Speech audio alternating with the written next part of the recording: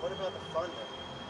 The funding for the open shelters still comes through the generosity of the citizens of Central Ohio. We get The city cut it off.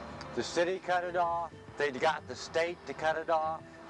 Basically said homelessness is not a problem anymore. We lost $600,000 a year over a period of 2 years. And they kept saying, oh, this group we created, it's called the Community Shelter Board.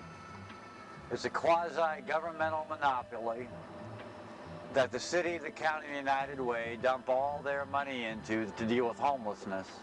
The shelter board takes its cut for its administrative overhead and then decides who gets the rest. Well, we're not very high on their popularity list. We get none. What about, tell me about the shelter board, what that is. The Community Shelter Board has basically two functions. It's a funding stream that protects the city and the county and the United Way from having to make any decisions. The city says, okay, we're going to give X number of dollars to fight homelessness. They give it to the shelter board, and then they don't have to make any decisions about it anymore. If you go to the city of Columbus and ask to do something around homelessness, they've got only one question. What does the shelter board think? If the shelter board's in favor of it, that's great. They send you to the shelter board to get help doing it. If the shelter board's against it, then they're not interested. So its first function is to protect the city, the county, and United Way from making the decisions that they were elected to make. Its second function is to create the mythology that homelessness has found a way to fix itself here in Columbus, Ohio. In short, their function is to get people to believe the lie that Columbus, Ohio is ending homelessness. Because they're not putting up any money, so they must not think it's a problem. Well, they handle other people's money. But the trick is that in order to stay a monopoly, they have to convince people that they're ending homelessness. And so what happens, frankly, is they misrepresent what's happening. For example, when we had to close, they told the city, the county, and United Way that they could handle it, that there would be no problem. Well, the fact of the matter is, all the other shelters were already full, and so they forced the other shelters to take people that they weren't designed to take above and beyond what they were designed to handle in order to make us look unnecessary.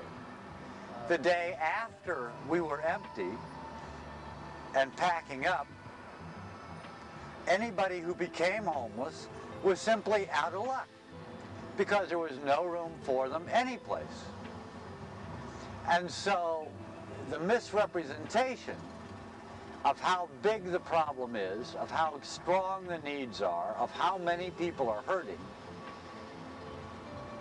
is something that the shelter board spends lots of time suppressing, lots of time pretending they can handle what they can't handle, lots of time holding press conferences when they open a new program, and no time holding press conferences when they cut off the funding that ends up killing the program. But they work for who, Columbus City Council? Or? Well, they were set up by the city, the county, and the United Way. But they don't actually work for anybody. They are just their own amazing power base that gets away with murder. But I mean, who is at fault? I mean, Mayor Coleman doesn't have to listen to the shelter board. He could watch this movie, or he could, you know, go under bridges and notice that there is still... The city council, the development department, the mayor, what's sad is they all know they're getting lied to. They all know that the need is greater than the supply. They all know that homelessness is getting worse in Columbus, not better. They all know that. But if they admit they know that, then they have to say to the shelter board, why are we paying you all this money to do all this planning if it's not working?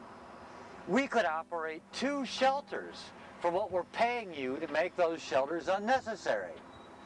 And you're not doing the job, so we were going to cut off your funding. But if they did that, that means they would have to make the decisions themselves. And they don't want to make those decisions. They want to have somebody to hide behind.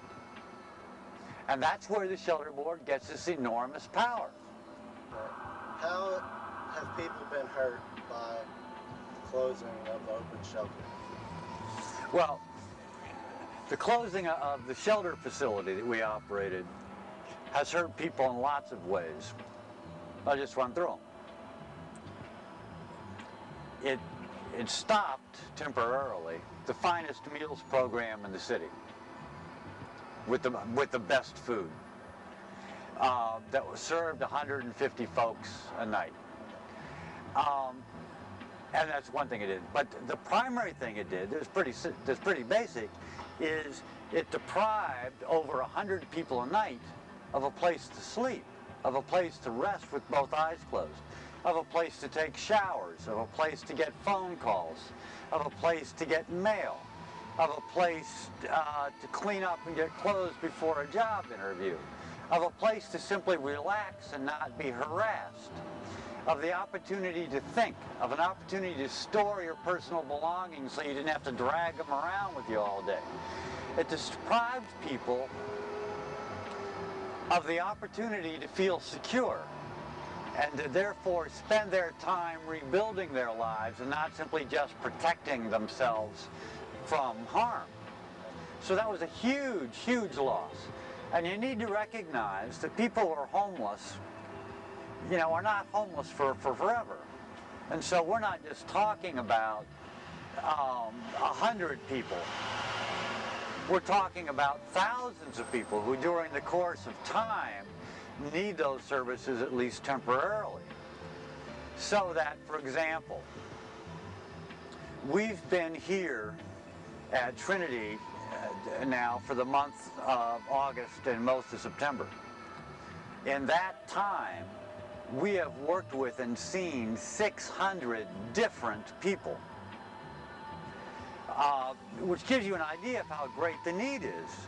Because people are coming here for food, for clothing, to reestablish mailing addresses, to connect with entitlements, and to try to get someone to advocate for them so they don't have to sleep on the street. And that's a huge number of people when you consider that we cannot any longer offer them the most basic thing, which is, if all else fails, you can stay here tonight.